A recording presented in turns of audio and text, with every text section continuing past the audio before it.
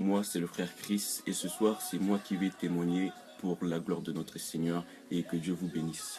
Pour me présenter plus en détail, j'aimerais vraiment de tout mon cœur remercier la sœur Grace qui m'a vraiment donné la chance de partager mon témoignage avec vous tous et aussi remercier les créateurs ou créatrices de ce snap. Franchement, que Dieu vous bénisse abondamment, que Dieu vous bénisse tous parce que c'est vraiment quelque chose de très bon pour la gloire de notre Seigneur ce snap là, franchement, vraiment. Comme je l'ai dit, moi je m'appelle Chris, j'ai 18 ans, je suis actuellement étudiant en informatique et je prie à l'Assemblée chrétienne de la ville de Plaisir avec la sœur Grace. C'est vraiment une chance pour moi de témoigner de la grandeur de Dieu, de partager mon témoignage avec vous tous franchement et vraiment que le Seigneur vous bénisse abondamment. Alors pour commencer, j'aimerais vraiment vous dire à tous et à toutes qu'avec Dieu rien n'est impossible. Avec Dieu rien n'est impossible. Notre Seigneur est bon, notre Seigneur est grand, il nous aime, son amour vraiment me dépasse. Son amour me dépassera toujours et sa grandeur me dépassera toujours, vraiment, toujours. Tardez, je vais partager avec vous mon témoignage. Je vais partager avec vous de ce que le Seigneur a fait dans ma vie, de quelle manière, comment il a fait que je sois celui que je suis aujourd'hui. Je suis ce que je suis aujourd'hui. Si je me tiens aujourd'hui devant vous, c'est par la grâce du Seigneur, c'est par son amour, par sa grâce, c'est parce qu'il a fait tellement de bonnes choses dans ma vie. À moi en fait c'est que avec Dieu rien n'est impossible. Ce verset de Luc 1,37 c'est ce qui caractérise ma vie et ça le sera toujours parce que c'est vrai mes frères et sœurs, c'est vrai. Le Seigneur a opéré une grande guérison dans ma vie, une guérison que les médecins n'ont pas pu apporter, une guérison sur une maladie que même les machines n'ont pas détectée, franchement. Mon témoignage en fait là franchement ce soir sans vous mentir c'est que la deuxième fois que je vais en parler de ma vie et quand je réalise l'amour de Dieu, ce qu'il a fait, franchement j'ai envie de sortir là dehors, de monter sous les toits et de crier que Dieu est grand et de crier qu'avec Dieu rien n'est impossible et partager mon témoignage à tout le monde en fait. Je suis né au Congo, à Brazzaville. J'ai été élevé par mes grands-parents et à l'âge de 5 ans, j'ai développé une maladie. La maladie en question en fait, jusqu'à maintenant, jusqu'à aujourd'hui, même à l'époque, je savais pas, on ne savait pas d'où elle venait, comment elle s'appelait, son adresse, son email. Franchement, je ne savais pas, personne ne savait, personne ne savait. Et en fait, c'est une maladie qui est arrivée comme ça d'un coup dans ma vie et cette maladie en fait me privait de l'usage de mes jambes. C'est-à-dire que vraiment, un jour je marchais comme ça, j'avais 5 ans, je marchais et bim, tu me vois, je tombe. J'arrive pas à me relever, je peux pas me relever, impossible, vraiment impossible. En fait, c'était devenu inutilisable, je pouvais pas me lever. En fait, c'est comme si je me levais et que quelqu'un me poussait direct derrière pour tomber. Alors qu'il y avait personne, je tombais tout seul. De 5 ans que j'étais, je comprenais rien à ma vie, je comprenais pas ce qui m'arrivait en fait. Je ressentais juste la douleur et je voyais juste les larmes de mes grands-parents en fait, la souffrance franchement. Pour un enfant de 5 ans, c'était vraiment dur. J'allais plus à l'école, je marchais plus, je marchais à quatre pattes en fait. Et de voir mes grands-parents, la souffrance de mes grands-parents franchement. En fait, la médecine, les médecins, c'était pas trop ça. Tout ce qu'on me donnait, c'était des médicaments, médicaments sur médicaments sur médicaments. Je vous dis, médicaments sur médicaments. Je dis toujours hein, que franchement, j'ai tellement avalé de médicaments que aujourd'hui je me souviens même des goûts de chacun d'eux. De chacun d'eux. Un enfant de 5 ans, en fait, c'était inimaginable d'avaler une tonne de médicaments comme ça. Franchement, et le pire, c'est que ça ne faisait pas effet du tout. Ça m'emportait peu tout ça. Moi, je voyais juste comment mes grands-parents souffraient. Des fois, pour aller chez le médecin, mon grand-père me portait sur son dos pendant des kilomètres. Les médecins, les médicaments. Je pensais que moi, à cet âge-là, je pensais que j'allais finir ma vie comme ça, que c'était mort pour moi, que moi, pour moi, c'était fini. C'était fini. 5 ans, mais je me souviens encore de mes pensées. Je me disais que je peux plus jouer au foot, je peux plus aller à l'école, je peux plus marcher, je peux plus. Qu'est-ce que je vais faire de ma vie? Qu'est-ce que je vais faire de ma vie? Je condamnais moi-même, je condamnais ma propre vie. Aujourd'hui, quand j'y pense, je rends gloire à Dieu parce que je sais qu'il y a un homme qui a été condamné à ma place pour que moi je sois ce que je suis aujourd'hui dans le nom de Jésus. Passé 6 ans, 7 ans, je commençais à grandir. Mais j'avais de la chance en fait parce que mes grands-parents étaient vraiment des hommes et des femmes de prière vraiment exceptionnels, vraiment exceptionnels. Mes grands-parents ils priaient pour moi tout en touchant mes pieds et ça allait mieux. Ça allait mieux par la prière et par la grâce de Dieu surtout, par la grâce de Dieu. Et en fait, c'est quand mes grands-parents ont commencé à prier pour moi et que j'allais mieux, j'ai commencé à me poser des questions. Je me disais, mais il prie qui, à qui il parle, je sais pas, je savais pas, je comprenais pas en fait.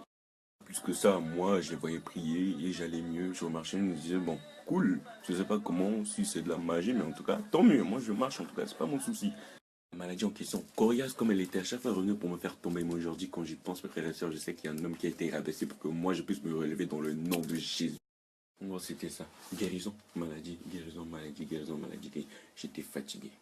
Fatigué, fatigué et fatigué. Vraiment. J'en étais même arrivé à un point où je me disais à mon âge là que franchement que cette maladie m'emporte, que cette maladie m'emmène. Mais un homme qui a dit non, non, non, non, non, non, non.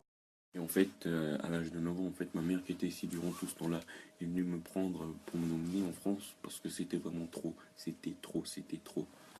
Moi j'étais content, je me disais la France et tout, c'est sûr je vais être guéri parce que franchement, franchement la France c'est un truc de fou, les médecins et tout, toutes les machines qu'ils ont qu'on voyait dans les films.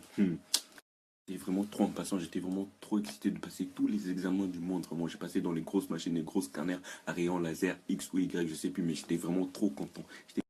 Chaque consultation, à chaque fin de consultation, le médecin disait comme ma mère, Madame, on ne sait pas ce que votre fils est là. Je me disais, mais quoi? Quoi? Ça me rendait fou, ça me rendait fou. Vraiment, je me disais, mais vos grosses machines là, franchement, vous n'arrivez pas à détecter ce que j'ai. Ça, c'est quoi ça? Vous êtes pareil qu'au Congo au final. Consultation sur consultation, machine sur machine, médecin sur médecin, personne n'arrivait à trouver ce que j'avais. Personne, vraiment personne, aucune machine, aucun homme. J'espère en venant ici parce que je me dis, bon, ils vont trouver ce que j'ai, ils vont trouver la guérison en fait. Et je me suis dit, en fait, non, c'est bon, c'est fini pour moi, c'est mort, mort, mort. Bon, si au Congo ils n'arrivent pas à trouver ce que j'ai, si en France non plus, qui est un pays développé, ils n'arrivent pas à trouver ce que j'ai, mais qu'est-ce que je vais devenir? Je vais devenir quoi vraiment? Qu'est-ce que je vais devenir? Mon état s'aggravait en fait, hospitalisation sur hospitalisation, les pompiers la nuit, tout le temps. Je passais vraiment beaucoup de temps à l'hôpital, beaucoup, beaucoup de temps. Il y avait un niveau où on pouvait marcher ensemble dans la rue et tu me vois tomber comme ça, bam, tout d'un coup. Tu comprends pas. Tout d'un coup comme ça, je tombe. C'était vraiment arrivé là et c'était très dur. C'est vraiment très dur. Mes frères et sœurs, un soir j'en souviendrai toute ma vie franchement parce que c'était la première fois que j'entendais la voix de cet homme qu'on appelait Jésus-Christ de Nazareth. Ah Seigneur. Bon, en fait, et j'ai entendu une voix qui m'a dit lève-toi. Je fais c'est qui ça? Je regarde autour de moi. J'ai dit personne.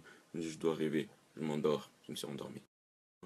Le lendemain matin, la première des choses que je fais quand je me lève, c'est que je pense à cette voix-là. J'ai pensé à cette voix-là. J'ai pensé à cette voix-là. Et en fait, bah tiens, je vais essayer de me lever. J'y croyais pas, mais j'avais tellement plus d'espoir. Il fallait que je me raccroche à quelque chose en fait. Du coup, je me suis dit, bon, tiens, si j'essayais, on sait jamais. On sait jamais. Là, je pose un pied par terre. Je pose le deuxième pied par terre. Je lève mon corps. Non, ce jour-là, que ma vie elle a pu être la même, ma vie elle a changé. Et je vous dis, depuis ce jour-là, je n'ai plus jamais été malade de ma vie par la grâce du Seigneur Jésus. J'étais guéri, j'étais content, mais je ne savais pas qu'il y avait un homme qui a payé un prix fort pour que j'obtienne cette guérison. Il y a un homme qui est mort à ma place pour que je sois guéri. Il y a un homme qui a souffert.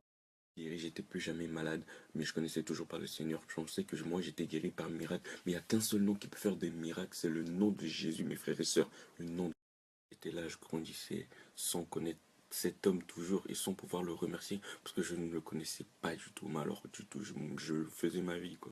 Là, je vivais ma vie, je faisais ma vie, grandissant, grandissant, sans plus jamais retomber malade. Et je faisais ma vie, je vivais dans le monde, je faisais n'importe quoi.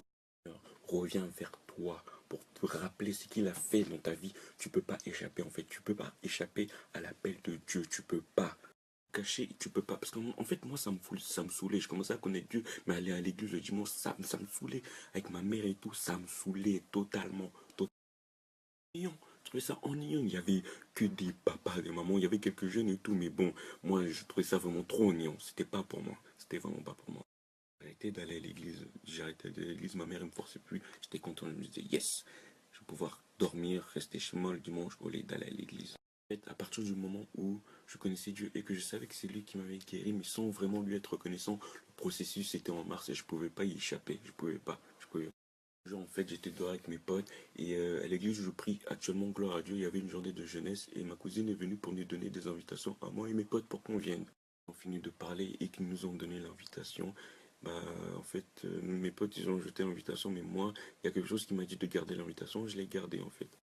De cette journée de jeunesse, en fait, c'était résultat dans ta jeunesse. Je rends gloire à Dieu, quel magnifique thème. Résultat dans ta jeunesse, j'avais pas compris, mais bon, j'y suis allé parce que j'étais obligé quand même. Ce jour-là que j'ai eu la gloire du Seigneur, à travers le témoignage des jeunes, à travers franchement la parole qui a été prêchée ce jour-là, ma vie elle a changé complètement. À partir de ce jour-là que j'ai donné ma vie à Dieu, que j'ai décidé de suivre le Seigneur, et c'était la plus belle décision de toute ma vie. Même malgré que j'avais décidé de suivre Dieu, j'avais quand même un pied dedans, un pied dehors, un pied dedans, un pied dehors. J'étais quand même dans le monde, je faisais des choses du monde. Stop. Qu'il était temps que je revienne à mon premier amour, qu'il était temps que je revienne à celui qui m'a donné la vie. Il est temps que je remercie celui qui a souffert pour moi sur la croix. Par la suite, je l'ai accepté comme Seigneur et Sauveur. Et à partir de ce jour-là, j'ai compris que non, Dieu est grand. Je l'avais déjà compris, mais quand tu l'as comme Seigneur et Sauveur, tu comprends encore mieux. Mieux, parce que tu sais qu'il est mort pour toi, parce que tu sais qu'il a souffert pour toi, parce que tu sais que son amour durera éternellement, parce que tu sais qu'il ne te laissera jamais. Les médecins n'ont pas trouvé ma maladie, là où les médecins n'ont pas donné un nom à ma maladie, le Seigneur il n'a pas cherché à savoir ce que j'avais, il a directement opéré la guérison dans le nom de Jésus. Ma vie aujourd'hui, je me dis que sans le Seigneur je ne serais pas là, je me dis que je me suis éloigné de Dieu pour certaines personnes, pour certaines choses qui n'en valaient même pas la peine. Dieu, c'est un Dieu d'amour et de miséricorde. Il pardonne toujours. Et aujourd'hui, je suis à son service. Et il n'y a pas de plus beau sentiment que de servir celui qui est mort pour toi, mes frères et sœurs. J'aimerais vous dire que par ses meurtrissures, nous sommes guéris. Par son nom, nous sommes guéris. Par l'œuvre de la croix, nous avons la vie éternelle. Dieu est bon, il nous aime. J'aimerais vous dire qu'il y a une puissance dans le nom de Jésus, le nom qui guérit, le nom qui donne la vie, le nom qui sauve, le nom qui rachète, le nom qui pardonne.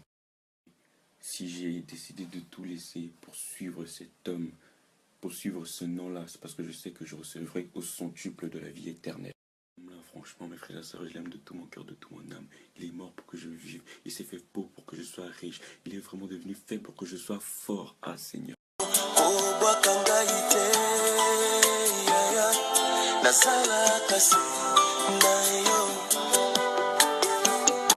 Pour mon témoignage, mes frères et sœurs, que la gloire soit rendue à Dieu et qu'il vous bénisse abondamment pour votre présence et pour vos messages en privé. Soyez bénis abondamment.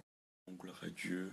Et je remercie encore la sœur Grace et tous ceux qui sont derrière ce compte Snapchat. Que le Seigneur vous bénisse abondamment. Soyez bénis. Merci encore.